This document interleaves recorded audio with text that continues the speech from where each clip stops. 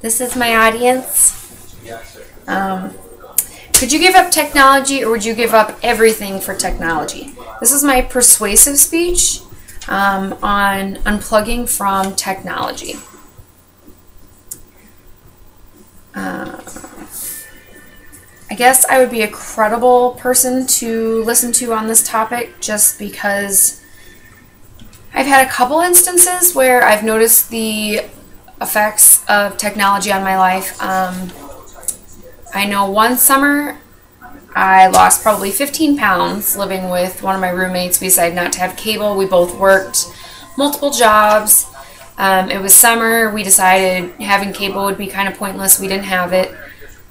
And we spent most of the time, we would be at work. When we came home, we'd usually go on a run. I ran probably a couple times a day. We would lay out by the pool. We would hang out with friends, or we would go over to a friend's house. They'd come over to our house. When we were in the house, we were usually doing something together, working out, whatever. And it was because we didn't have any cable. Like, we didn't have anything else to do, so that is what we spent our time doing. We spent our time hanging out and being active. And I think if everybody didn't have any cable, it would help a lot of people to be more active and shed a couple pounds. I know my father is a business owner, and he has 2 cell phones and a laptop, many, and no matter where we are, he always has those 2 phones when we're on family vacation, when he's at breakfast with his friends, when he's at lunch with my mother, at the dinner table. Like I said, when we go on vacation, he would always take both of the phones, and he would take his laptop. To me, that doesn't sound like much of a vacation, and it probably wasn't to him either, because I'm pretty sure he still worked even though he was supposed to be on vacation. I think it's that way with a lot of people, because your phones go to your email, everything else, it's like always having a mini laptop on you. You can always check your email, you can always see what's going on with everybody can always get a hold of you.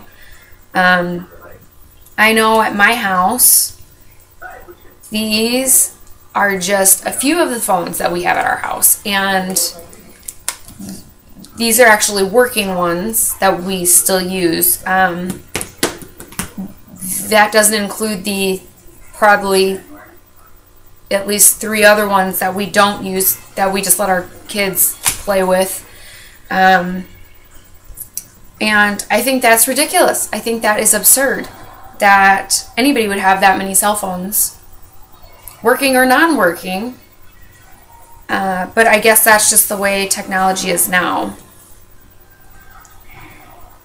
In the 1950s, when like TV was just the big deal, there was like 1 TV per house. Now you have no less than like 3 TVs per household. It shouldn't be like that, because it's not a necessity. It's kind of a fun thing to do, but yet it's kind of like a necessity. A lot of people think that they have to have one in their bedroom, they have to have one in their living room, in their kids' room, in the family room. There's usually a TV in pretty much every room in the house, or some type of media, whether it's a television, whether it's a radio, whether it's a laptop, your phones. The whole city is wireless now, so you can have access at all times. I know that from the sources that I used for this speech, one of the really cool ones I liked was sabbathmanifesto.org. They have an unplug day every year. This past year, it was on March 23rd. They basically had a pledge that everybody was going to unplug from their internets, the internet, their phones, all that type of thing. And they had a list of other things you could do instead, like spend quality time with your family and friends, nurture your health, go outside, get some exercise, drink wine. They had a whole bunch of other things that you could do and experience instead of using technology. And that was one of the sites I used that I thought was really neat. There was a couple other ones that I used, and they were more about health effects of technology, like poor sleep, stress, anxiety that is caused by constantly being plugged in to your phone, to your email, to your internet, to Facebook. I know my husband and I, we do not have Facebook. That was a decision we made together. And at first, when we were bored, we wanted to naturally look at our phones and see what everybody else was doing. And then as the week progressed, neither of us even noticed the difference. And we were glad. Now we love it. And we always tell everybody we're incognito because nobody ever knows where we are or what we're doing or stuff like that. Nobody checks us into places, and we like it because people don't know where we are every minute of the day.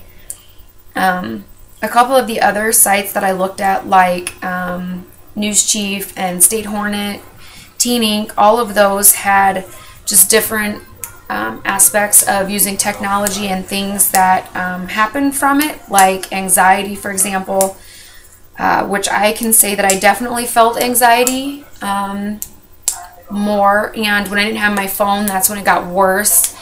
When I had gotten tattoos, I held it. When I went to the doctor, I held my phone. When I went to the dentist, I held my phone. It was like a security blanket, and even still, I know it's the first thing that I look at in the morning, and it's the last thing I look at when I go to bed. And I don't know why that is. I think it's crazy, but it's just kind of a habit, I think, more than anything for me. It's just something I'm used to. So I know that for other people, it's probably the same way. My phone's always with me. And I know, along with a lot of other people, when you realize you don't have your phone in your hand, a lot of people get that panicked feeling, and they're like, where's my phone? And you start looking around. That's like a form of anxiety. And I think a lot of people get that from just constantly having their phone. It's like an electronic addiction. On the web pages that I had looked at, a lot of the things that they listed were things like poor sleep, stress, anxiety, things like that. But in addition to that, you know, we didn't used to have sexting, and now we do. And we have probably always always had pedophiles, but now it's like they're rampant. Along with like online predators, that's like opened a whole new world to them. And we never had these things before, and now it's, you know, it's like out of hand because everybody's on the internet all the time for different things, even if it's school projects or, you know, just looking stuff up. And it's opened a whole new world to online predators. The Iowa Sex Offender Registry has 5,400 people on it, and that is just the ones that are registered. They don't have to be registered if they're under the age of 20. And those ones are 5,400. That is a lot of offenders. And like I said, those are just the ones that are registered. All in all, I would just urge everybody to take the time out to kind of realize that technology is amazing and we can use it for a lot of great things. But instead of texting somebody happy birthday, it would be more personal and it would probably mean a lot more to them if we called them. And instead of playing words with friends, why don't we play Scrabble with friends?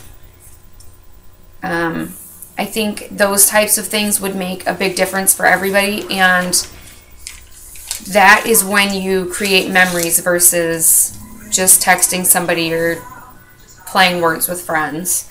So that is my conclusion basically to my persuasive speech. I just think that everybody should take the time to unwind and unplug and spend time with family and friends instead of being plugged into Facebook and everything else. That's my audience.